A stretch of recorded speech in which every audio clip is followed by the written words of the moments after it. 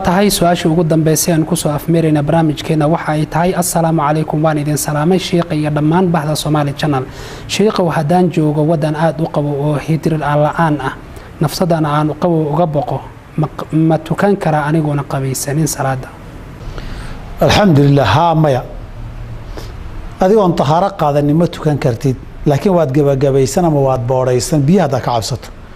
waana ilaahi baa yiri ولا تقتلوا أنفسكم إن الله كان بكم رحيما نفتينا هالدليل إله وذين نحرسته نبي والنول بانا وحاود لي شريك قبوغاس هي مستندنا وكلا درتد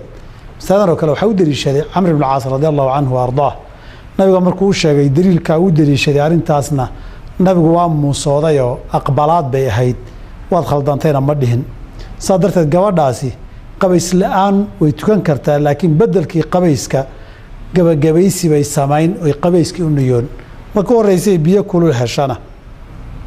waa inay qabaysataayo falyattaqillaha wal yumissa basharatahu hadithka abi dhar radiyallahu anhu wa ardaahu bay noqonaysaa wabillahi tawfiiq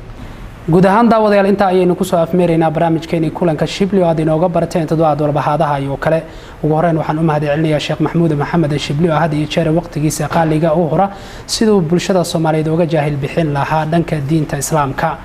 waxaana ilaahay uga baryayna sidoo haatan bulshada Soomaaliyeed uga dhax muuqdo maalinta yawmal qiyaamana inuu jannatul firdaws uga dhax muuqdo sidoo kale waxaan u mahadcelinayaa dhammaan tiimka Somali Channel ugu horeeyay injineer Cabdiraxiin Nuur Iimaan Darbo oo hadii jeer naga xaqatira dhanka farsamada iyo kaamirada ugu dambeeyna waxaan u mahadcelinayaa dhammaan daawadayaasha Somali Channel gaar ahaan kuwa waqtigooda qaaliga ku bixiya daawashada barnaamijkani hadii jeerna su'aalaha inoo soo dira tan intaynu barnaamijkan lamid ah ku kulmi doono waa anigu Axmed Isaaq Cabdi Axmed Laqay iyo Sheekh Maxamuud Maxamed Shibli oo idin leh sida iyo nabadgelyo noole kulante